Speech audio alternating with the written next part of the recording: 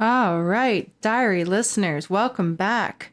This is the second half of my time with Wheelyum Dee, and we're calling the second part of his three-part diary entry High on Grace. And you'll see why. Enjoy, listeners. Welcome to the Apprenticeship Diaries, where raw meets refined. Let's be real, we're still working on refining. What it took, what it takes, and the stories that are made. Join us as we learn from professionals about how their stories begin.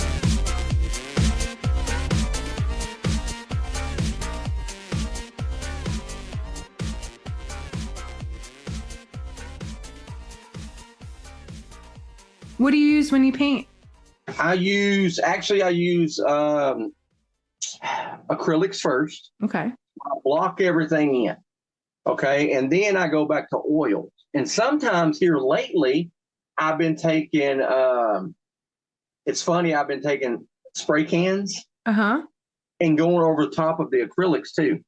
Ooh, to give it a nice. more glare and a shine. Mm-hmm. So it'll just pop out more. Because I like the dullness sometimes of a certain area, but then I want it brighter or make it more alive, as I call it. More, yes. I don't know. I grew up in the age of like the 80s. Like we watched a lot of, like Legend. Mm-hmm. Watched, what is it? The Never Ending Story. Yep. Willow. Willow. Still some of my greatest movies I love to watch, and they're fantasy that they made those movies. Somebody thought about this in their head and they made it, and it's beautiful. So I'll take different mediums and put it together. Like I said, if it looks good, like I said, it's a happy mistake that I actually got it right. And if it looks good, it looks good. And you know us, it might look great to 1,000 people out there, but to me, I'm like, man, I forgot to add that yellow right there. Mm-hmm. Gosh, man, I could have put more purple there. Yeah, you already know. Yeah. But yeah, people, like I said, it's not watercolor. If you would like to get more of my cotton candy, it's cotton candy. Yeah. It's cotton candy, baby.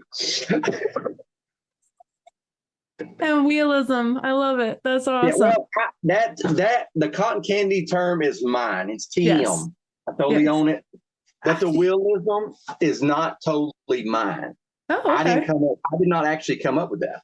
Okay. All right. Yeah.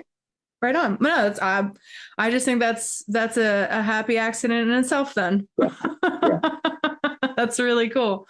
No, I know. Well, I think that's great to coin a term like that for marketing's sake, like Justin Nordine, who does a lot of stuff that people would consider watercolor. And I do think that would be more of what it is, but it's gone so many spaces. It's like abstract expressionism meets watercolor, like very conceptual. But he calls his synth nouveau is his style. Say that again. Synth nouveau. Wow. And I don't know if he still is, but like people kept saying, what is this? Like what? And it's like, dude, it's like all the people who are famous on YouTube for their music, but like they can't get a record deal because they're not under a label or genre. Like it's just like, what is this? I don't know. It's freaking awesome. I don't know how to market it. Right. So for you, it's like, no, it's cotton candy. That's what it is. Yeah, we're living cotton candy today. I should actually start making shirts and just like put realism cotton candy and just have like a realistic cotton candy, but then it like looks like cotton candy, but it's I don't know. I don't know. I mean, you could do Ivana tattoo. She'll take her actual tattoos, take really good pictures of them, and then put them like make prints of the tattoo as actual art pieces and like displays them as art as well. She'll put them on shirts and things like that and sell them. So maybe but she's really good though. So are you. I'm not in that. I'm not on that level yet. I'm not. I think I'm not. And I love her. I stole a lot of her style a little bit too. Oh, it's dope. I don't think stole it. I borrowed some of it.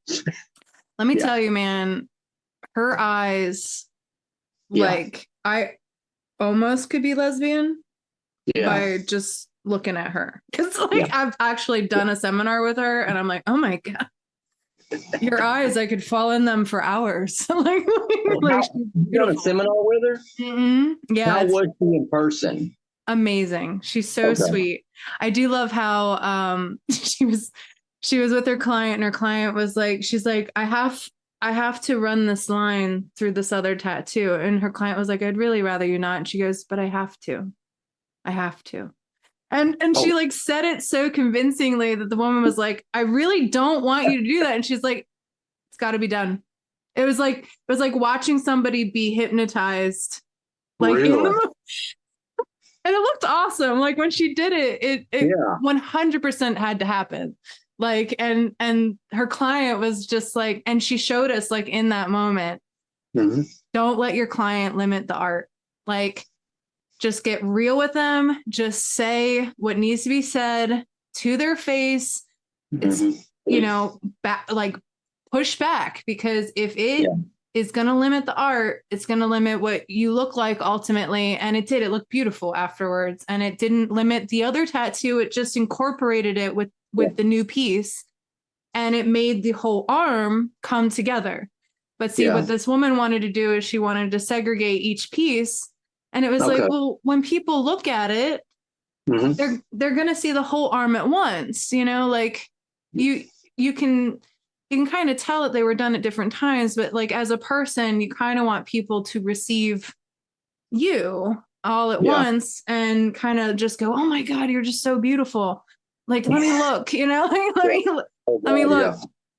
But if like they're just pulling out one piece, it's kind of like the, I heard once at a hair salon convention, or hair convention, something is perfect for a person when what you have to comment on is just the general beauty of the person, as opposed to, oh my God, that dress looks awesome on you. Because what you're commenting on is the dress, right? Not them, but when it fits them and when it's really kind of evocative of their style, right, then it's just like, wow, you're beautiful. Like, whoa, like, what did you do? Like, and then, and that's why I say like your work looks like it works with the client, like it works to like kind of draw out of them who they are and how you can apply what to who they are.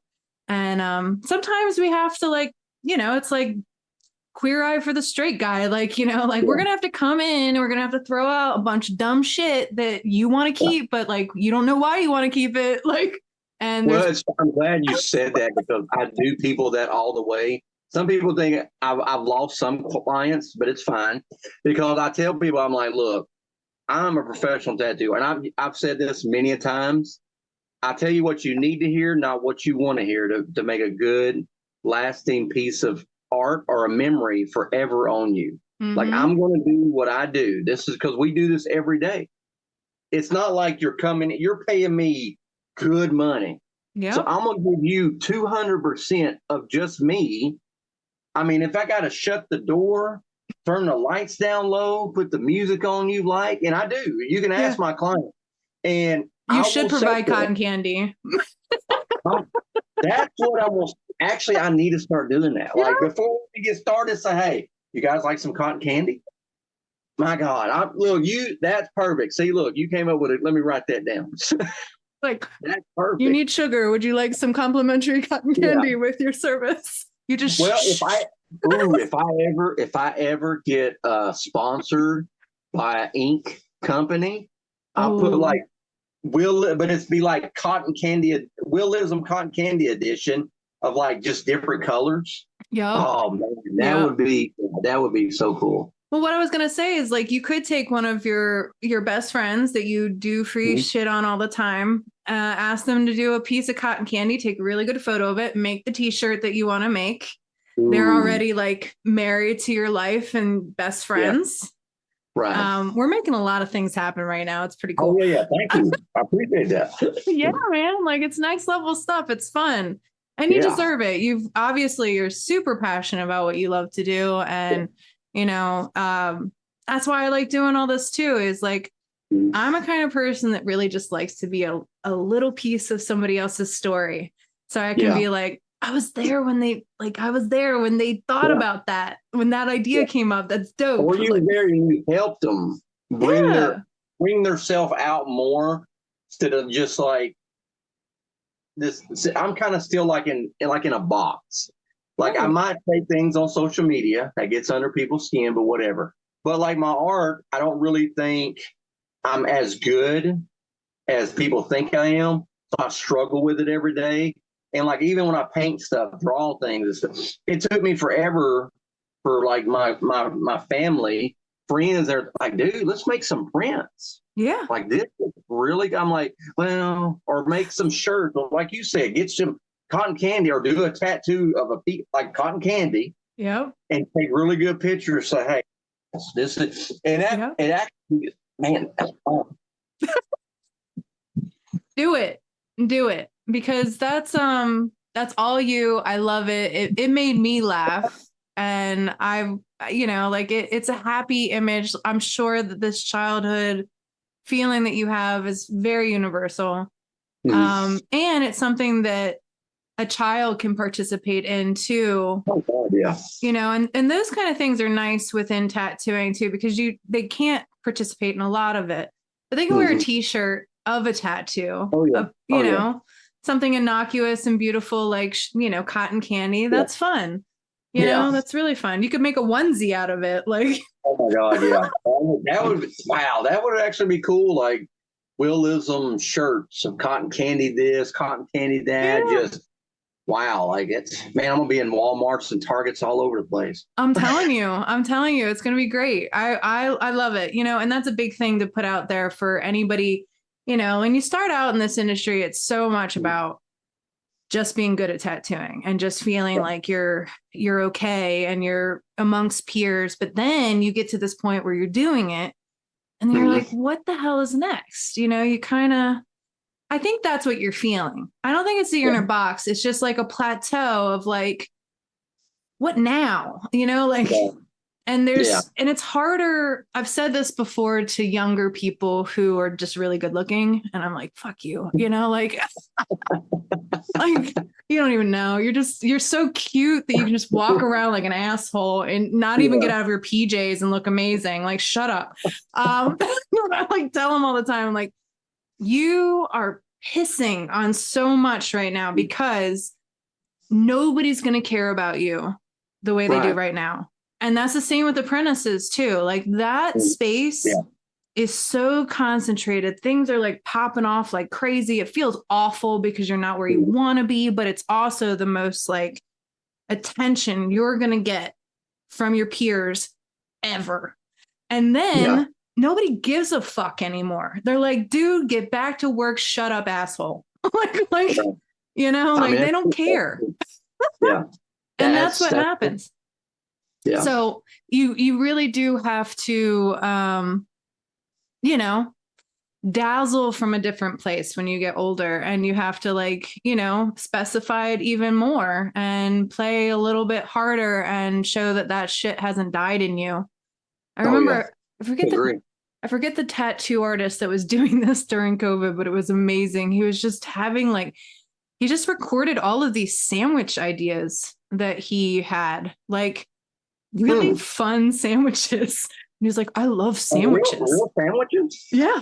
Like, but they were all these creative ideas about sandwich concoction. And then he'd like show him like eating it at the end. It was like, but it was like, who knew? And it's like you with cotton candy. It's like, dude, like I had no idea there was this passion for sandwich. And I never knew that I would be that involved in watching another person make a sandwich, and be like, what the hell and like they were really creative ideas, but it was like all COVID long. He was like, tattooing a little bit, doing art and making sandwiches.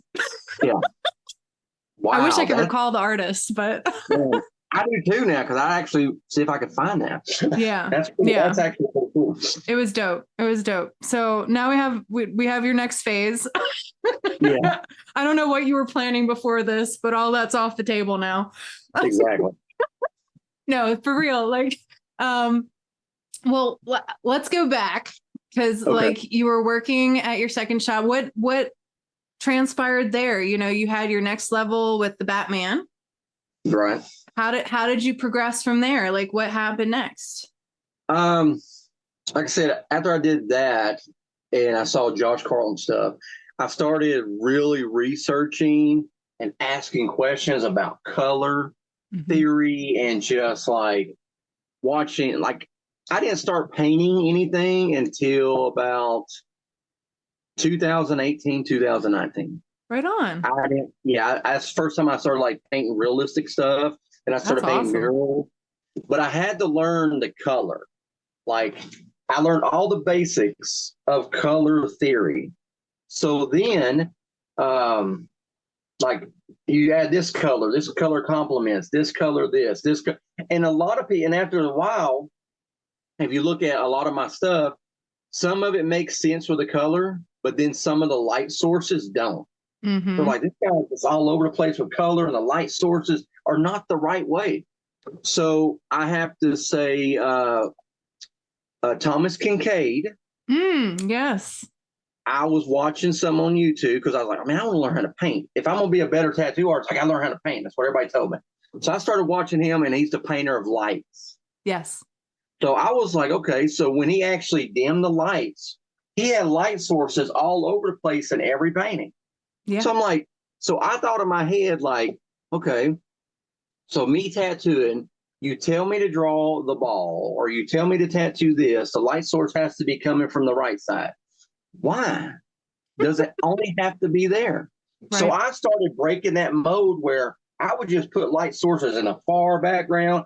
I would put it up under the arm here and then coming from the top of the hat or whatever. Well, there is that reflective light because there's Rembrandt lighting where you have the darkest side that has that very faint edge where it hits the background and then comes back, you know, so it reverberates off. Yes. And I never took art classes. That's awesome. Growing up, I was just like, but like I tell people, like I say, I don't know how religious people are, which that's fine. I don't judge them. But everybody says, man, you got this great talent. I said, no, I don't have a talent. They say, yeah. I said, no. God gave me a gift to do what I'm doing. If you think I have a talent, I'm trying to develop a talent. That's the only thing. And I tell people every time people come to me or ask me to do a tattoo, I said, well, yeah, I can try. And people are like, bro, stop saying that. You're scaring them off. And that's going to be on my friggin' headstone. She tried. Yeah. Because it's exactly the same. I'm like, no, dude, I just have balls enough to fail. That's all I am. Yeah, I love that. You should put that on your I have balls enough to fail. Balls enough to fail. If you tried, I have balls enough to fail on your tombstone. And that would be, wow, that would be, I think, that would be in a museum. Somebody had to take a picture of that. You'd be, like, even when she's gone, she's still here with us. Yeah. If anything, if it made people laugh or consider something, I would do it. I won't plan on being underneath the tombstone. It would just be a marker. People on my show typically know that I want to be made into pencils. I don't know if this is a regular thing, but I saw a thing once where somebody made pencils out of a human body. And it made like 240 pencils. And I was like, dude, that's dope. That's what I want to be. I want to be made into pencils. And I want a secular version and a religious version, whatever your preference is. Cause like, I believe if you're secular, you're probably on your way to God, you're seeking it. So whatever. But like either using moments of inspiration or to the glory of God. That's it. I don't want my name. I don't want my birth, death date. I don't want any of that. I just want to be a utilitarian object that can spawn more mark making from there on out. And I want everybody at my funeral to get a party favor. So, so they get a pencil and a little miniature, like captured pencil sharpener so they can keep me if they want me. But like, wow, that's fun. But it's so funny too. You're talking about the cotton candy thing. Mm-hmm. But my favorite color is black. Oh yeah. Yeah, my favorite color is black. But if you see like when I do the color stuff, it's like I'm just all over the place with color. But Well, and the real mind fuck is that black is devoid of all color, and light and white is actually all the colors, which is like what? But yeah, exactly. that's. Well, yeah, let's get back on topic. I'm just going all over the place. No, it's fun. It's fun to rap about art shit, like you said, it's your personality. Who knows what'll happen from here on out? This is a very fun, thought space. And that's what I want people to know too, is like, if somebody is intimidated by you, which could be because you know how you are online. Oh yeah. I tell it like it is. I don't sugarcoat. But they'd hear this and they'd be like, "Oh, dude, he's fucking rad. I'm gonna go talk to him." So this is good. Oh yeah, I love this. Yeah. So back on track. So you started painting, and in 2018, what popped off? Like, what did you learn from painting that was really influential? I learned that you have to have patience. Mm-hmm. That every stroke you do it's meaningful. Mm-hmm. That's how I look at it. Even I took that idea from painting to tattooing. Every stroke that I do towards the skin has to be meaningful and on point to make sure I make something beautiful or creepy or fantasy or whatever. At the end of this tattoo, every stroke I take has to mean something. Mm-hmm. So yeah, I had to learn how. I watched a lot of videos of you can only use this color, you can only use this technique of painting, you got to buy this, you got to buy that to do this. So I went out and spent bukus of money to learn how to do this, and just watching videos. And then all of a sudden I started painting realistic faces, and everybody's like, "Dude, how long you been painting?" I said, about 2 or 3 weeks now. And they was like, "Are you serious?" I was like, "Yeah, about 2 or 3 weeks. I just started watching YouTube." And they're like, "Oh my God, That's have awesome. a talent." I have a gift. God gave me a gift. And I'll say that I actually did get interviewed for a tattoo magazine, but I said that God gave me a gift, and they wanted me to take that out. So I was like, well, this interview's over with. Yeah. And I got up and walked away because I'm like, no, I gotta give everything the glory to God, my Father in heaven, because if it wasn't for him, praise God. I would not be able to do art the way I do it. To some people, it looks great. Some people, it looks like crap. But at the end of the day, he gave me a gift to do art, regardless. And it sounds like the kind of travesty that you've had in your life and the kind of hits that you've taken to your life. How could you get through them if you didn't have that attitude? Well, no, just like a belief that there's meaning to all of this, and that it's something that's supposed to be, raising you to a higher place, like that you're marrying yourself to something bigger than you. Right. I think that's, if you were to break it down in a secular way, that's all you have to say. Like, if you feel that, you believe in God. You can't have the atheist standpoint if that's it, because no. Right, because that would be, you follow that logic to its end, and all you got is, I don't really know. And it's like, well, I don't really know either, Dick. Yeah. I agree but I still believe in, even though I might have different outlooks on certain things, but I'm still not going to, even if I meet an atheist, I will still sit down and talk to the atheist. Oh, yeah. And eat whatever. We sit there for hours and eat and just cut up about life. I don't care. You're still a human being.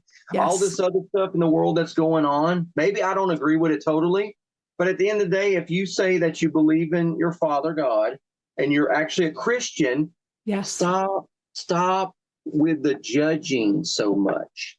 Yeah, we're not paid to be a judge. No, I will tattoo anybody. I'm not. I don't care your beliefs. I don't care of what you identify as. to me, at the end of the day, you are a human being like I am. Yeah. You know Equally a sinner. There you go. We're in this little space together to make art and have a great time. Even though at the end of the day, I might not agree with some of your stuff and you might not agree with mine, but I'm gonna still treat you with respect when I meet you in person. Oh, hell yeah. Well, and that's the thing is that like the rhetoric that you find, I mean, it's even just within Christianity. There's Christians saying it's not Christian to do this or that. And it's like, any time that you put a human being under a blanket term, which is so odd because that is the thing. That is the thing about this current generation that I don't understand. It's like, can we collect the labels? I'm like, dude, my whole beginning was I don't want to be labeled. You can't put a label on me. No. And that's why is because I am a myriad of things. I am a human being. I have a lot of different nuances. I'm certain they're different than yours. Very perfectly different. We're meant to be that way. Like you said, like that's kind of a belief in God's creation too, is that I would think God is very multifaceted. Oh, gosh, works in mysterious ways to bring us to our higher selves. Like, you know, like, and like you said, it's not for me to,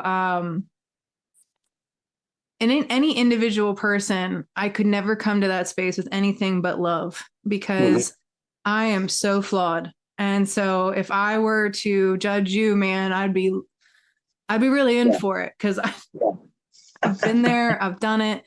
When I comment on things, like you said, it's usually just a comment within a mutual exchange of information and ideas where we're all kind of, you know, sharing and trying to test what we know, but I don't freaking know. Like, I'm a tattoo artist in a small state, in a small county, and I like, you know, like it's the fuck am I? Like, like I was, you know, it's been like that lately.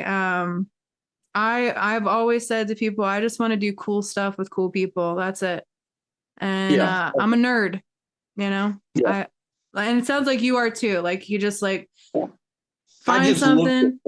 Huh? No. I just look this way. I just, you know, but I mean, like I'm just a nerd too. Like I've never drank, never smoked, never did hard drugs ever a day in my life. And I'm 47 years old. Wow. But it's like, I'm kind of a boring guy. Like Same. I'm just kind of boring. Like, do I have a persona on social media? Yeah. But people at the end of the day, to you tattoo artists out there, not to the clients, but at the end of the day, to all you other tattoo artists out there, I do respect and love everything that you guys try to accomplish. If me telling you something in inbox or DM, whatever the special words are nowadays, it's not to try to belittle you or try to think I'm better than you. I'm trying to help you not make the same mistakes I did when I first started tattooing. Yep. That's the only reason I reach out to other artists. Yep. Do I like every artist? Yeah, maybe not like them. Like some of them I probably wouldn't like be best friends, but I would still respect them even when I see them in person. Right. I would still sit down and eat with them. I would still help them if they ever needed help with anything. Yes. You know, they wanted to get better and they asked me questions, I will answer. Well, and that's the measure of loving someone too. And I don't think people are really used to that, is that there's this idea about love or caring that it's always going to be like feeding your ego. No. Right. Like sometimes it's to slap that shit down and to let you know that you're walking down a dark path, my friend. And if you keep walking, you're going to get hurt. And if you don't get hurt, you're lucky. But like, I can tell you from my experience, this is what happened. I think that that's a very risky thing to do because you're risking people really not liking you, which I think is a measure of love too, because it's like beyond whatever favor I get from this, I feel compelled to tell you that you're doing something that's going to lead to your own pain and suffering. Please don't continue to do it because it hurts me to watch you. Right. You know, like, it's really painful to watch. And if it's painful for me to watch, then And it's not even about the fact that you're messing up. All of us mess up. It's that, you have an opportunity. And I do think that when we have our awakenings and our aha moments, if we're blessed enough to have them, the amount of times that we've been convicted by somebody like you to change course and then just utterly like turn it down, that's the pain we feel in that moment. And it's really earth shattering if you've spent your time just negating so many people trying to tell you. I know from personal experience because I was that person. Wow. Just being like, fuck you don't know, I know. And I just, kind of doing my thing. Like, when it hit me, I was like, I spent a whole day crying and like the apology tour. It was like AA. I was like, oh my God, what did I do? I'm so sorry. And like, they were in the wings, always loving me, always being there for me, always praying for me in the background. And I saw that. And so it let me know that like, wow, like that's what real love is. It's not just cake feeding me whatever I want to hear. Right. It's somebody saying the difficult thing to push me to be what they know I can be. And it should be about willing the good in someone else. And I do think that we should all be those kind of cheerleaders with each other. Lately, I've been trying to be, I'm like you. I try to do that too. Yeah. I'm trying to think of a way to give unsolicited advice tactfully. Yeah. I don't think it exists, but no, it really doesn't. It really doesn't. And it's like, only thing I'm trying to do at the end of the day is maybe help another artist. Like even just you're planting seeds because that's what it is. Yeah, I'm trying to. Yeah, And it's like the parable in the Bible. Either it's too hard a soil and the seed can't even get in there. Some kind of bird takes it away and like it's just like lost, into the ether of whatever. Or like it goes down, it's on shallow ground and nothing ever really is able to grow from it. Or it's with that person who, they might take a while to actually cultivate something, but that seed is going to take root and then those roots are going to be strong. And then those people you'll probably hear back from in like, 10 years, 5 years and be like, dude, I'm sorry. I was a dick. I should have listened, like maybe, I have to think that there's one or two of those. I know I've had it with this podcast. Like I started it with like just a want to podcast. I really like the medium. And I've since had people that are more than enough reason to keep doing it, that just have become friends. They've become tattoo artists. They've said, wow, your podcast really helped, push me forward, keep me mentally in check. Or, like you, like if with Joshua, like they can come to me and be like, hey, I have this situation going on. What should I do? And I'm like, I don't really know, but like, think about these things, most of them, it's like, don't burn your bridges because this community is small. It's small and shit gets around fast. So keep it classy. Yeah. You don't know who you're going to run into at conventions and shit. Oh, you ain't lying. Been there, done that. Well, I know that advice because I haven't always been the best about it. I'm cool with being a fool for everybody else's, knowledge. That's fine. Yeah. I put blonde in there purposely to make sure that it matches a little bit more of what you're going to get. Because I am just like, what? Like shit flies over my head constantly. Constantly. It's a blessing because I don't ever know half the time when people are being mean to me. I'm just like, is that, it's like, whatever, man. I can see that. It's like, whatever, dude. I had a girlfriend that gave me a button that said, I smile because I have no idea what's going on. I'm like, yeah, that's it. I like that. I like that. Wow. Like now, every time I see somebody just out and about, just smiling for no reason, I'm like, they don't know what's going on. Nope. They have no idea what's going on, but God bless them. Happy. Yeah, they're happy and they're just doing life, but don't have a clue of what's going on. Yeah. I'm pretty determined in now that I'm cognizant of it to have more smile lines as I get older than frown, like Oh, yeah. I want my face to just be a weathered mess of smiles. That's my aim. It's like, if I can That's age hilarious. that way, just become a smile, Well, now if you see my new profile picture is me smiling. I know. Because for years, it's just been me looking mean. I know. And everybody's like, man, but when you meet me in person, I smile and cut up or talk like this. But I'm not really good at like typing to somebody because I try to get to the point in a short way. So it always comes off to me being an ass. When you said you started using ChatGPT too, right? Or the AI technology? Oh God, thank God for that. Honestly, I'm glad for that because now it makes me sound like I am a professional. Because I misspell words left and right. I don't, like I said, I don't put commas where commas need to be or punctuation marks or this or that. And now it's like, or at the bottom it says, be professional, fix grammar, or you can make something funny. Thank you for using AI. So yeah, that's I love awesome.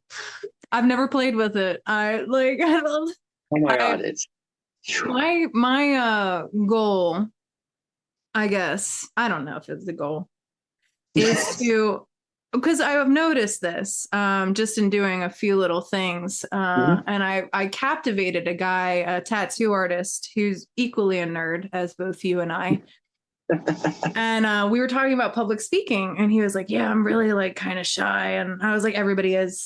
The people who are just naturally, they're a bit crazy because fact of the matter is that when you have a million eyes on you as one singular human, that means you're about to get eaten. Okay. Like in nature, that's not cool. Like, so anybody who feels comfortable in that space is either highly trained or crazy. Like low end of the totem pole will die soon. Like, and it's just a luxury of our society that has kept these people afloat and be like, put them on a stage, give them a dress, makeup. They're fabulous. Yeah. They got what it takes. Like, and then they shine. But like, and God bless, because that is a gift from God. Because, and that's another thing I've told people with the God thing. I'm like, you really think it's like nature? Because if it was up to nature, sure as shit, I wouldn't be here. Like, there is no logical reason why I would have survived. Like, not at all. Like, so really, because I think that we're riding high on a lot of grace here. Yes, we are. Like a lot of things I've been through and still dealing with right now.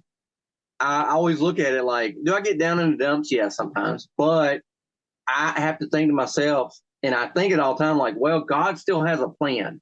There's a bigger plan in motion, and I don't think that the stuff I deal with, God don't let just the normal people deal with it. He gives it to the people that are really strong to deal with certain things.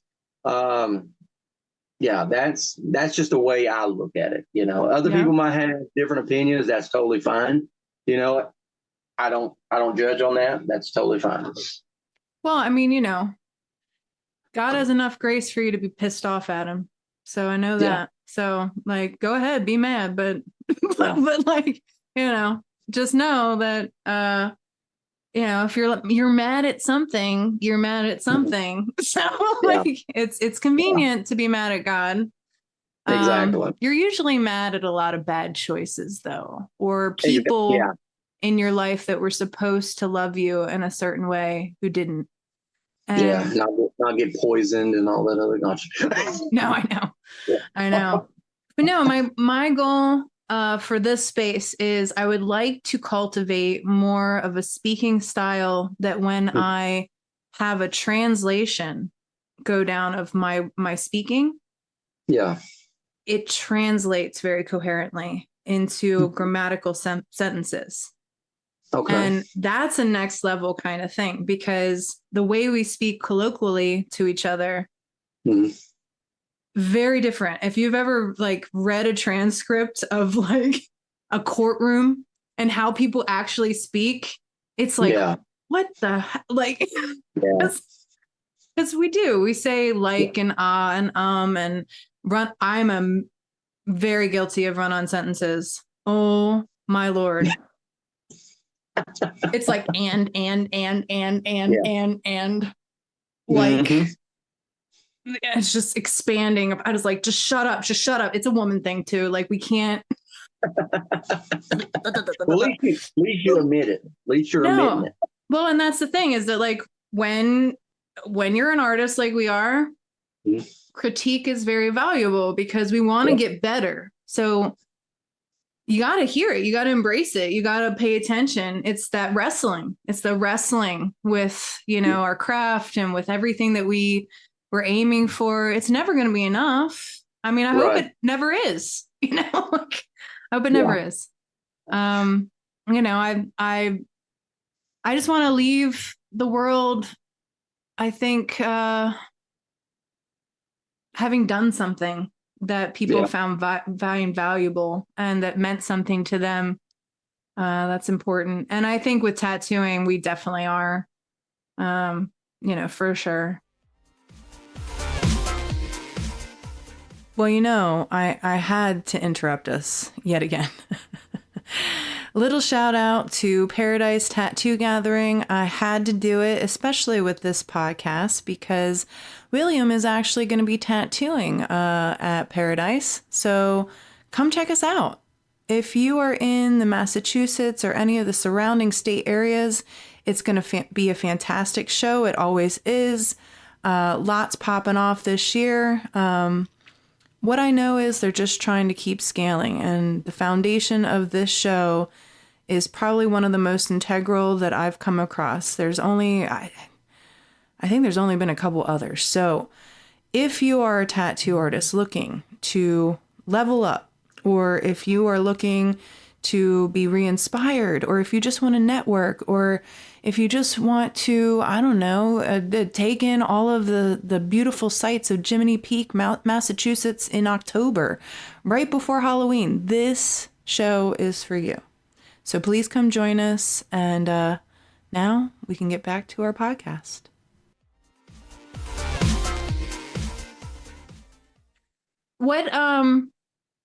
How did you find yourself? How many shops did you have to go to before you got to Wilted Rose? Oh my God. Let me see. 1, 2.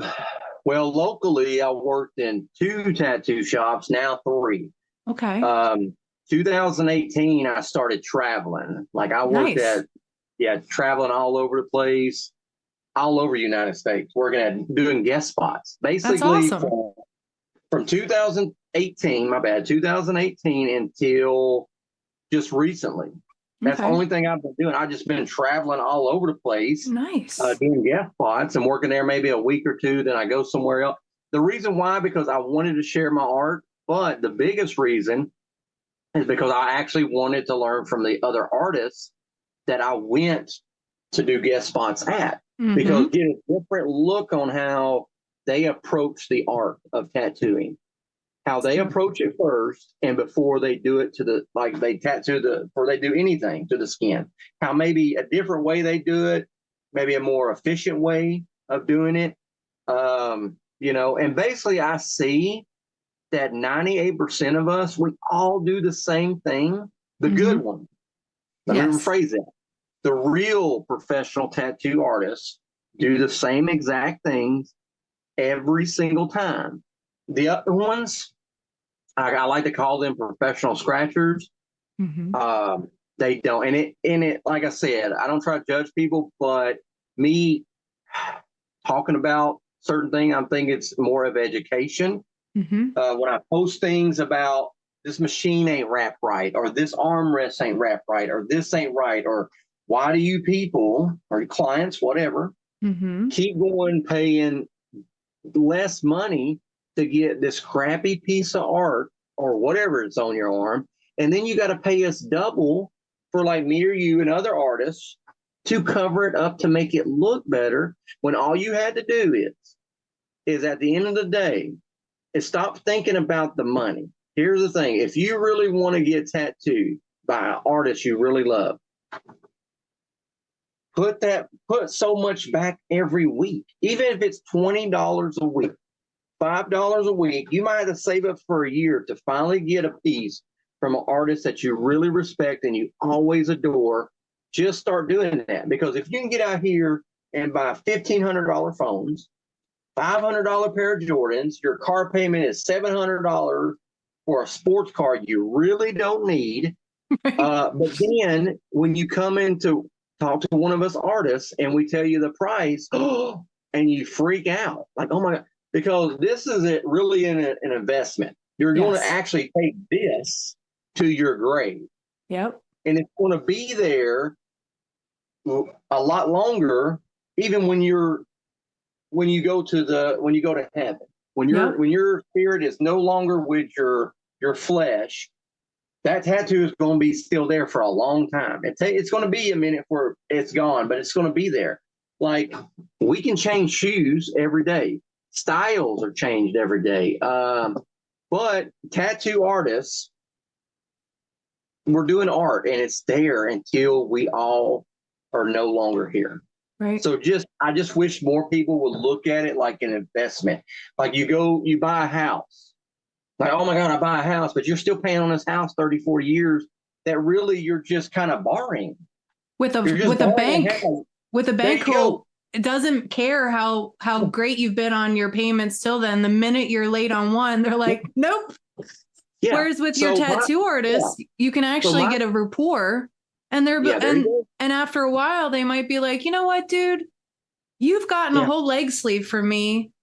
I'll hook you up with something little like that. You know, like you can actually build a relationship with your artist. You know, like, it's more than an investment. It's wealth. It's real wealth, because like most art, when you buy it and you're buying something original and you're buying something from an artist, you're investing, especially if the artist is still alive, to have a conversation with. You're investing in real human wealth, because that's like, I don't know, man. It's so rare. It's so rare, that kind of thing. No, 100%. And to the point of like the scratchers.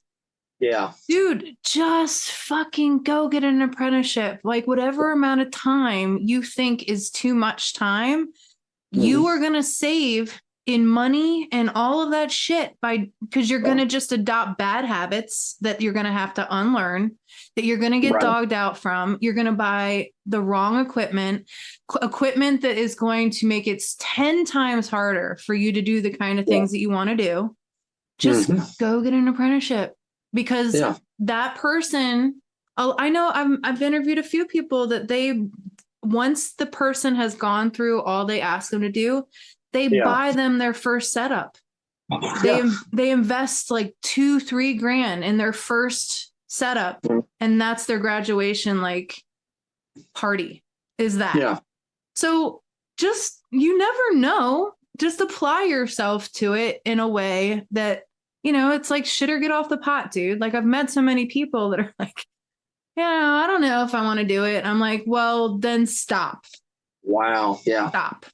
Don't dabble. And this is not a dabbling thing. Okay. No, it real honestly, you're right. It's not like, just do it. Yeah, just do it. You have to just do it. Yeah. Like, if you love it enough to be playing around with it, then just do it. You know, why not?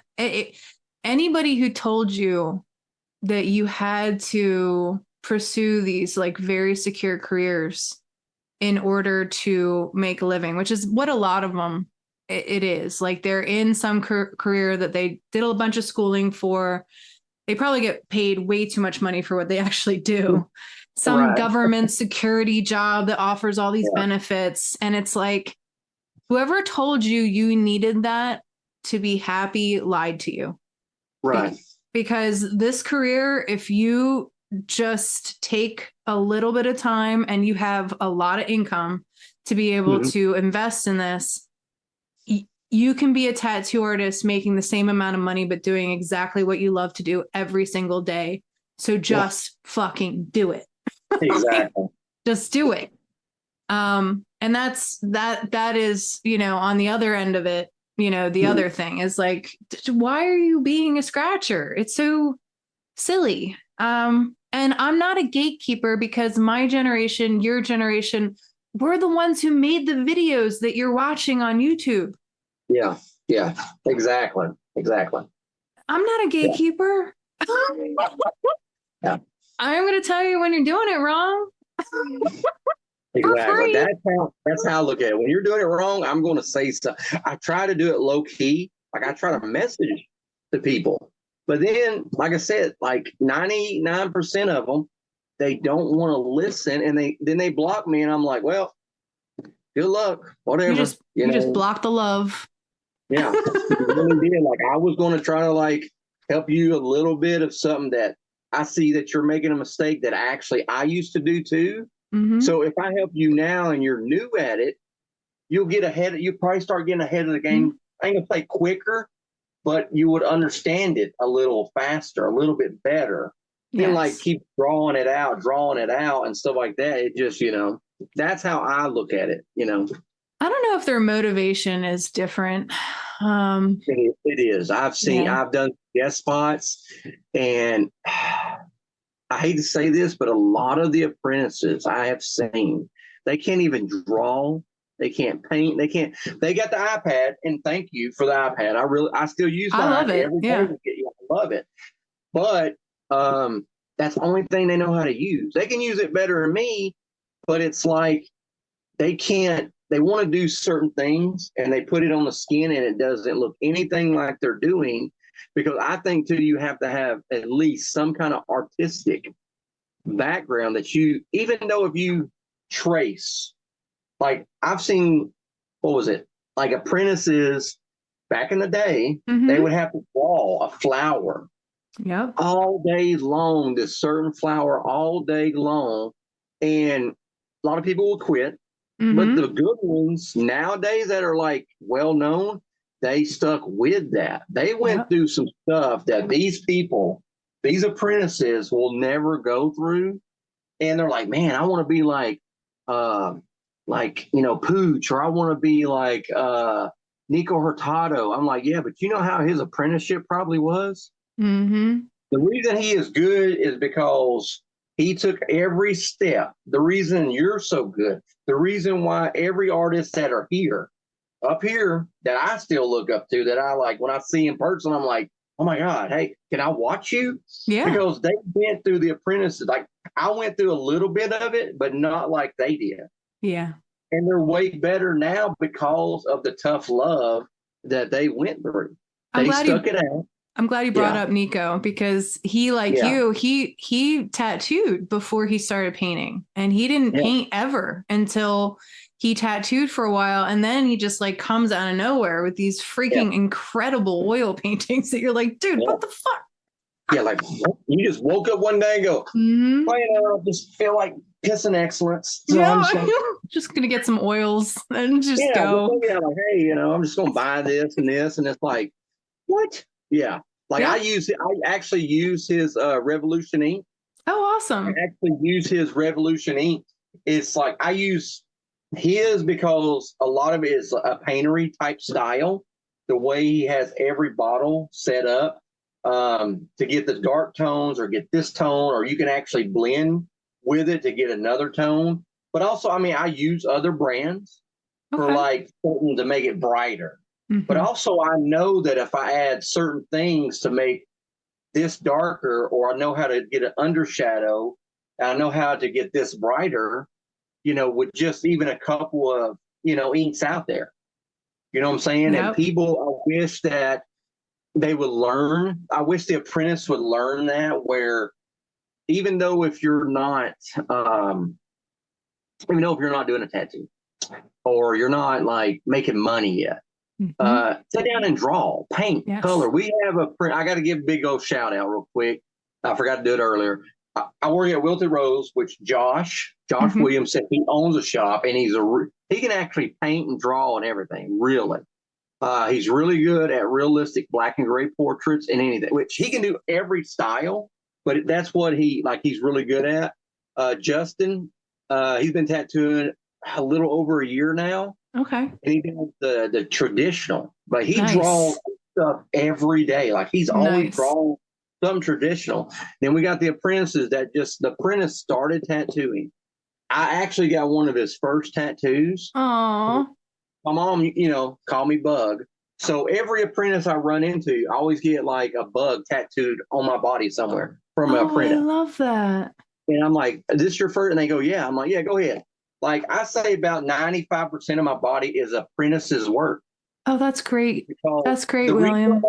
The reason why is because when I first started, and I'm not mad at them, but friends and family told me, once you get good, then holler at me. They wouldn't let me practice on them. Oh, They wow. would. They would not. They said, when you get now, I have them knocking down my door, calling me every day. Hey, bro, you gonna give me the hookup? Mm-hmm. I'm like, I could have, but Yeah. it's a business now. I don't got time. Like, yeah, I don't have time. I give, like you said, I give people the hookup are the ones that actually support me in my career. Yes. Because like I have clients that drive like 10 hours from other states up here just to get tattooed from me, and I give them a better deal. Yep. Not saying I don't give everybody a better deal, because let me rephrase that. I try to give people the best deal I can, because a lot of times, I say 90% of the time, I ask people what their budget is, because I've met a lot of people that have a fixed income. I have a lot of people that are single fathers, single mothers. They're married, but the way stuff is nowadays, it's they really want a tattoo. So I'm like, hey, what's your budget? And they give me a budget, and so I still try to give them the best tattoo possible, no matter what the money is at the end of the day. Some things, yeah, I'm going to charge you for some things because, like I said, it's a business, and people, and I wish more friends and family would learn that they see me tattooing, and a lot of them still think it's kind of a hobby, which I'm like, okay, which I don't argue with them. I just kind of laugh. But I have to, like, sometimes I had to put my foot down. But a lot of people don't like it. Like, no, this is what I charge an hour. This is what I charge for a day session. This is what you get if you pay this much per hour. They go, well, if I pay for 2 hours, man, you can go ahead and finish the whole thing. I'm like, no. Right. I'm at a point in my life that I have to stop. Mm-hmm. And I started doing that. And am I booked out? No. I'm never booked out. I see a lot of people that are booked out for months and months and months, and some of them are really good. Some of them really suck, but whatever. I mean, congratulations.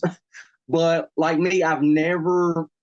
Doesn't mean that at the last minute everything can change, Right. Yeah. Last minute. Yeah. I've never been really booked out ever, even though if I am, like I worked in Kansas City, and I was kind of booked. I ain't gonna say I was booked out, but if people look at it this way, people would think I was booked out 5 months. But I don't think I was, because at the end of the day, even though if I take a Sunday off or a Wednesday off, if people really want to get a tattoo from me, I will still come in there and do a tattoo from. I don't care if it's like, if it's a memorial piece, I really definitely will tattoo. Aww. I will take the time to tattoo a memorial piece for somebody. If it's for like, your daughter passed away, your mother, anything, even a dog. Yeah. Because a lot of times, dogs and cats. Oh, that's huge. Yeah, it's huge. So I love doing memorial pieces for people, because I don't know, it's a healing process. I think you're a good space for that too, because you've had to confront some pretty epic losses. So I think that's probably really good for what you're used to encountering. I love doing them. I'm very honored to do them. I always put a year of grieving down for any major death. The negotiable is pets, just because, like, I think that just getting something to remember your pet in that moment can be very, very healing. But with really pivotal deaths, like a parent or a partner, or I really am like, if I don't, and a child, like if I don't know you Like Yeah. and that's the one caveat. If I know you, if I've worked with you before in other spaces, and then you come to me, we might be able to speed that up a little bit. I just don't want to keep people in grief, you know? Like I don't want to capture them because like you've had a child murdered. So like Yeah. Yeah. reflecting on it in that space when it's so fresh, sometimes, you know, you could make choices that are just a little bit erratic. Right. Well, true. Yeah. That's true. Yeah. But I do, you know, it's a case by case thing. I put that out there on my website just so that people kind of know what to expect with that, and know that if I refuse them, it's not from a place of refusing their idea or negating their grief or anything like that. It's just like, no, I really just I care about you, and I care about you, like you said, carrying this to your grave. And, you know, you can't take away the fact that this is a visual communication too. So if you put it in a place that's loud and proud and like out there, everybody's going to see it too. And so if it brings you back every time to that moment of death or grief, yeah, that could be sucky when you're in, like, you know, the checkout line at Walmart. yeah, I ain't even gonna lie. Yeah, like I got a tattoo on my hand. It says "In loving memory of Ashley," which is my daughter that was murdered at 12. Honestly, Eric Newby actually did the tattoo before I even did an apprenticeship. Oh wow! And, yeah, so it means a lot to me that he did it for me. But now I just wish I never put it right here on my hand. Yeah. I wish I would have put it. Yeah, like I wish I would have put it somewhere else, like even closer to my heart or somewhere. Like, I mean, I still can see it, but I just wish I never put it on my hand. I don't know. I just, you know, because the hands are, you know, the hands heal up a different way. Yeah. Well, not only that, but like, you're confronted with them all the time. And like, I'm sure that what provoked you to do it was because that's such a life altering, you know, moment. And probably the rage that you felt in all of that really was like, no, I want it there, you know, like I need it there. But if you let it sit for a little bit, you might have like gone, you know what? Well, see, even this month is her birthday month. Oh, it's August the 20th, and every year on August the 20th, I pick somebody to do, because she loved Mickey Mouse, she loved Disney characters. oh. Every year since I started tattooing, I don't even care who I work with, where I'm at in the world. I don't care. But every year on her birthday, August the 20th, I give away a free Disney tattoo to somebody. Oh, that's so cool. And then also in December, her death date, I always give away a free Disney tattoo. Or if it ain't Disney, it's a memorial piece for somebody that lost somebody in their life. That's wonderful. You know, what's a fun fact is that the rights to the OG Mickey Mouse has been released. Like it's no longer, like the old school drawing of like him on the ship. That phase of Mickey Mouse, the rights are Mickey. Yes. Well, just that OG Mickey Mouse look, that drawing style, the rights have expired. So now, you know, Disney is very locked in on like all that stuff, but that version of Mickey Mouse is now free enterprise. So you might be able to do something that is specific to her with that Mickey Mouse and like make your own thing, and like, you know, maybe do a sticker line or something like that utilizes that. Eating some cotton candy. Perfect. You know, like anything like that, you know, it could just, you know, you could do different iterations each year too, and, you know, let people participate in a different way, temporary tattoos or something like that. But yeah, like that particular drawing style of Mickey Mouse is now free reign to use. So you could now I'm gonna have to pay you for all this advertisement and all this, but I'll start doing this and I'm like, wow, like it just took off. I'm like, wow, well, if it wasn't for what I want you to do though, this is something I do want you to do. I think it'd be hilarious.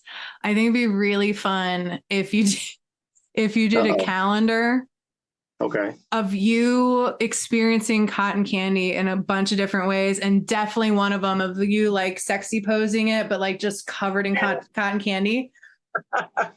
I want that so bad. Oh my God. It's funny you say that because honestly, I'm a big movie person. I'm like a hopeless romantic. I'm not even gonna lie. Aww. So every movie I watch, a lot of like they call it the chick flicks, but I love them though. Yeah. Um, there's always some kind of scene somewhere in a great movie like that that some kid is eating cotton candy at a Ferris. Yeah. Like they're, like the local Ferris wheels are coming through town or local, and there's always showing the kids running up, getting the cotton candy and stuff like that. And it just, I don't know, it just brings me back to the time. Like we have a little place called Lake Winnipesaukee down here. Yes. And they have cotton candy. And as a kid, we used to go there. I ain't gonna say all the time, but when our dad could afford it's to let What our About mom Bob? Yeah. So I would go there and get that cotton candy, and then I actually got a job there at 14 years old, and I would carry ice to each person that needed ice. And one day they had a cotton candy lemonade cotton candy stand, and they needed somebody to fill in and do it. So I was like, oh, I'll do it. So yeah, I was there all day long. It was on the 4th of July. Oh my God, the lines. I ain't gonna lie, I messed up a lot of cotton candy. Sugar. And then somebody want blue or red or green. I would start mixing the colors together. I got in trouble for it, I ain't gonna lie. I was mixing the colors together and try to do two colors at once and swirl it a different way. Yeah. So honestly, just me and you talking about that, now I see where I get the different colors of the cotton candy, as I call it on my tattoos. Yes. Because as a 14-year-old kid, yeah, I messed up a lot of product. I gave away a lot of stuff for free. Only reason I didn't get fired because I was making like $3 an hour. Just a young kid that did a little summer job, and so they was like, "Well, he's a hard worker," so they didn't get rid of me.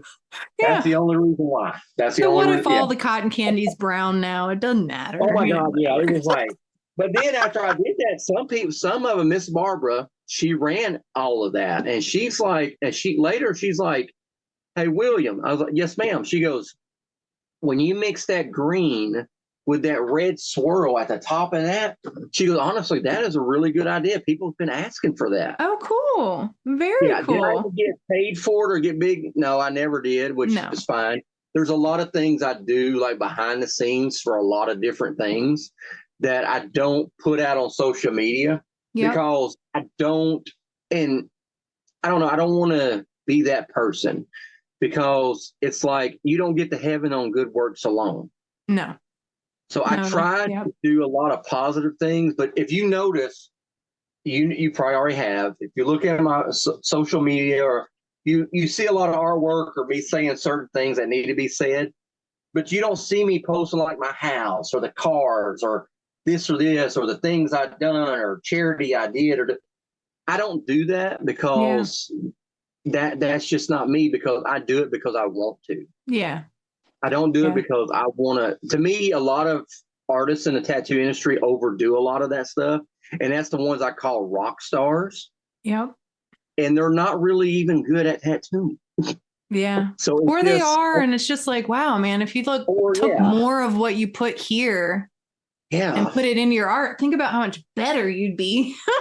I take all my thank you, because I take all my energy and put it into my art, and I don't worry about all the materialistic thing, because like I said, when growing up, my mom and dad, we wasn't rich. We grew up basically like you call the hood or the ghetto. Every now and then when it got cold outside, we might get a sweater. Yeah. That was awesome. That was awesome. But some boots, maybe. Maybe some boots to keep us warm, or get a jacket. But the rest of the time, it was like we all had hand-me-downs. Yeah. We got things we needed, not what we wanted. It's even like I raised my kids by myself. And like my daughter today, she's 28, and I told her, and she still believes, she gets things she needs, not what she wants. If she wants it, she's like, hold on. but do I need this, and this first? Well, yes, I do. So I'll put that. That's how I do. That's great. You'll never, I don't, tattooing, I don't get stuff I want. I get stuff I need. Yeah. Well, and I think that that's what this profession really can be. I think if you do it really well, because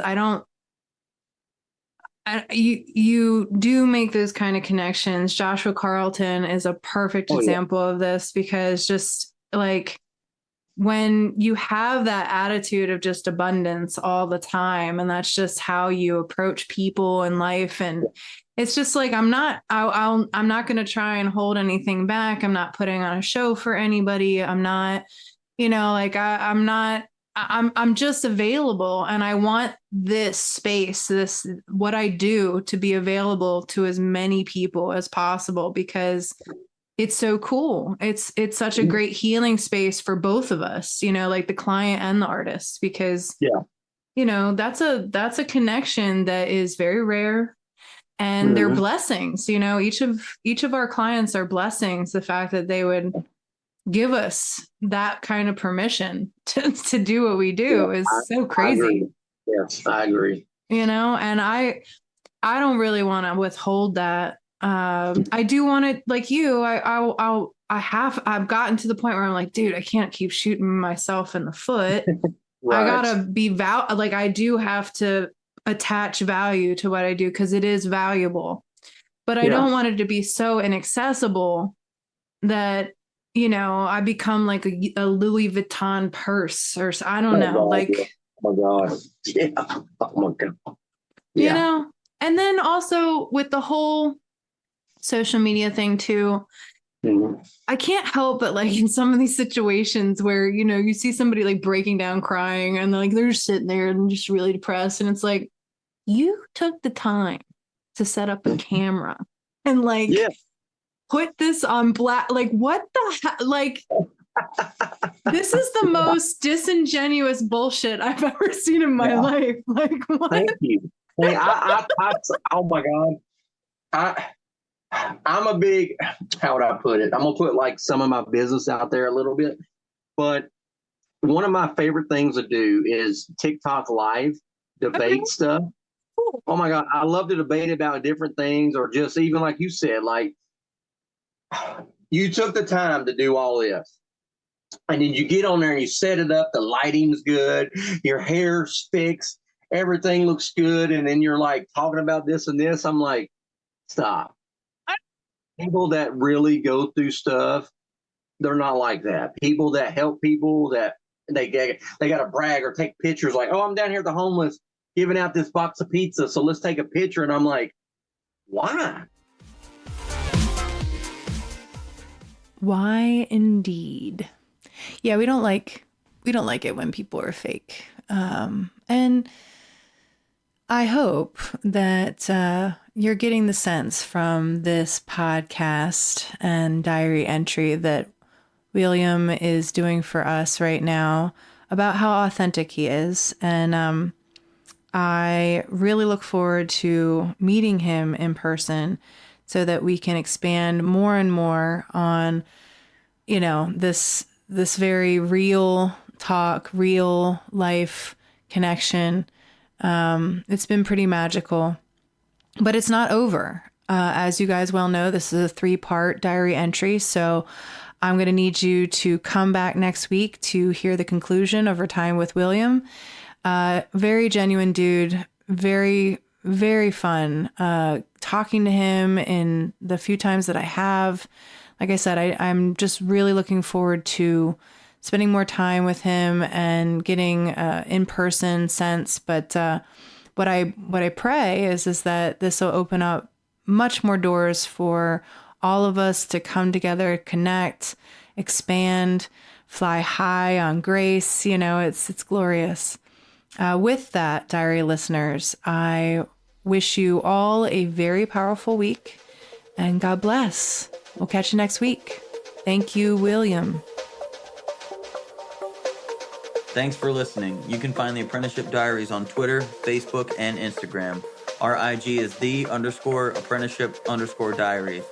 If you would like to offer constructive criticism or an interview, drop us an email at theapprenticeshipdiaries@gmail.com. We look forward to hearing from our listeners.